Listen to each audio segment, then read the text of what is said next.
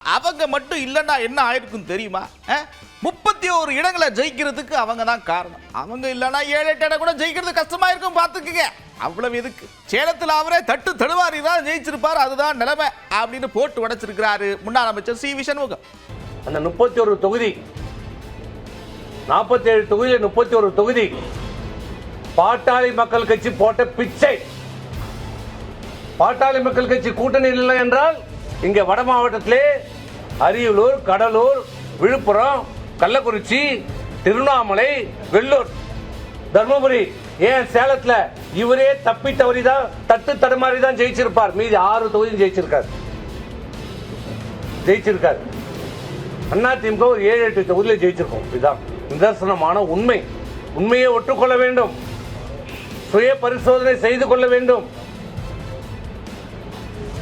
அப்போதுதான் இந்த அனைத்து இந்திய அண்ணா திராவிட முன்னேற்ற கழகத்தை நம்பி இருக்கிற தொண்டர்களை காப்பாற்ற முடியும்.